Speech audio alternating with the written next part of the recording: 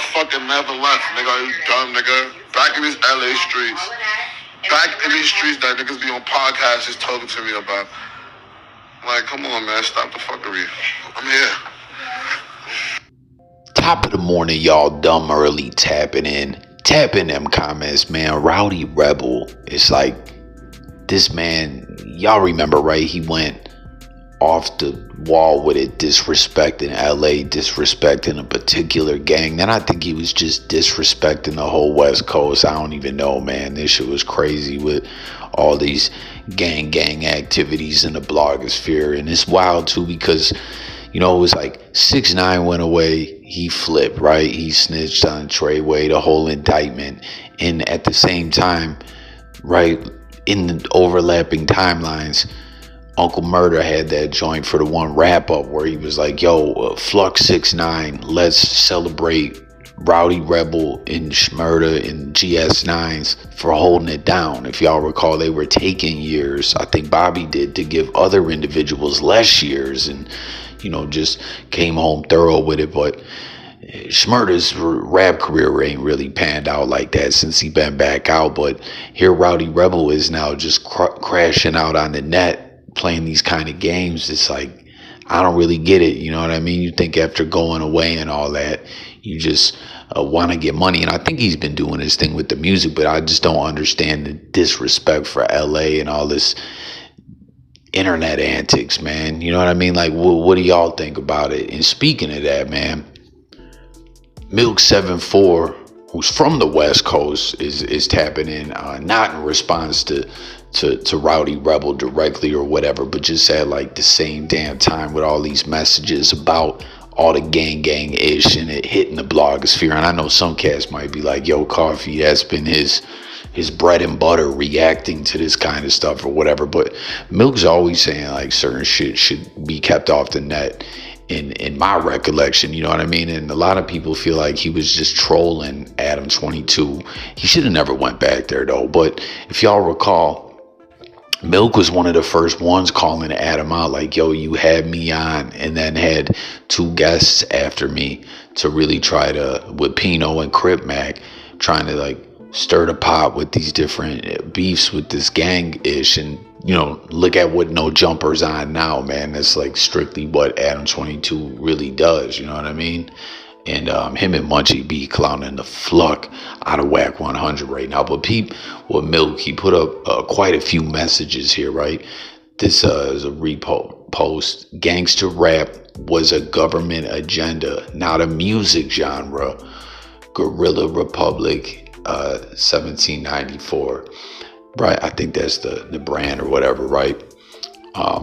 Putting out these messages. And I'm sure a lot of y'all heard the story about conscious hip hop being deaded off and a more pro go to prison type of product got put out. And there was a letter, a memo that went around to all the labels. I seen Busy Bone talk about this, Everlast. Someone actually, I think, got a picture of the memo. I don't know if it was real or not, you know what I mean? And supposedly the dude that sent this memo out to all the record labels, right, to get rid of like De La Soul, Public Enemy, X-Clan, and many other, like, comment some of your favorite, what would be quote unquote conscious hip hop, right? To dead that off because the dude was tied like to some elite type political individuals, like Freemasonry shit, and owned a lot of stock in the private prison industry. And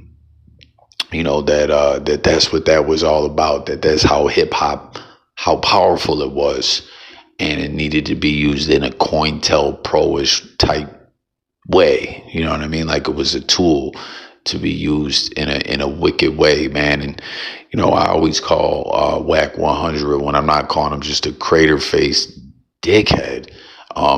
Whack Edgar Hoover, the COINTELPRO, like all the shit he be doing, you know what I mean? And then Milk also went on to say, active gangbangers doing hood vlogs. How do you expect to beat the gang enhancement, y'all? And then he said, make gang politics a secret again. Stop exposing street politics to a square with a camera.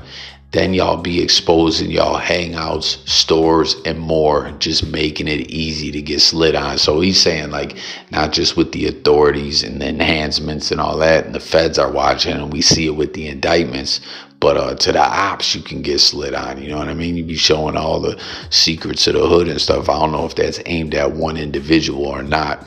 Let me know what y'all think. But then, this is crazy, totally separate.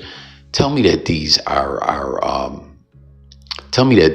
photoshopped, Lil Baby. I don't know I don't think they are though, because I've seen them wearing some real other zesty ass shit at a show.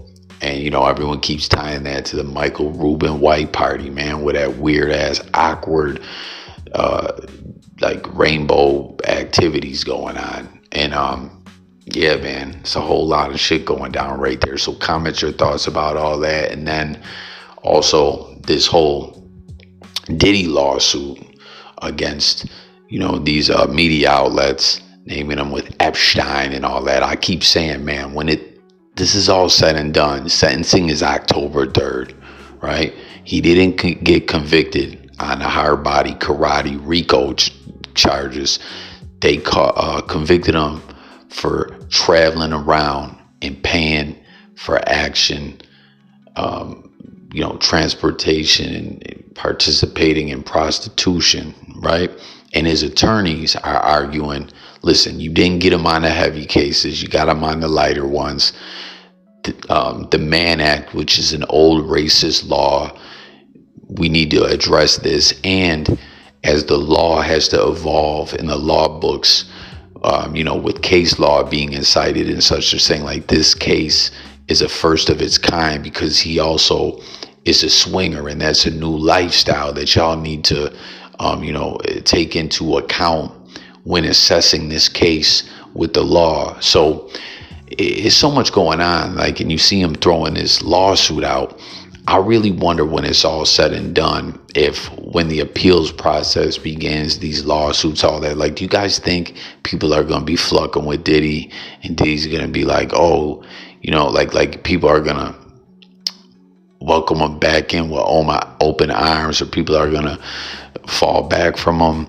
Or do you think that people are going to be like, nah, man, Killer Cam, we heard that interview, you know what I'm saying, with the Punisher, where you were coming out with the, what do you say, a Muslim veil on, or the Yankee fitted over the Muslim veil, covered head to toe in baby oil and Astro Glide, pause, to watch another man bust down your chick? Like, what do y'all think, man? And what do you think he's going to get hit with the sentencing time? You know what I mean? But at the end of the day, what do you think is going to be the end result? Do you think that with the appeals that he may walk away from this thing unscathed from a legal aspect? You know what I'm saying? Like, think about that. That's crazy that they're saying this has legal precedence and should go down in the law books, because this is some like new age shit, man. There's just so much craziness going on, man. It's 2025. I can't believe we're already almost, like, we're in the last quarter damn near once September hits. So 2026 is almost here. Time's flying by. A lot of crazy shit happening.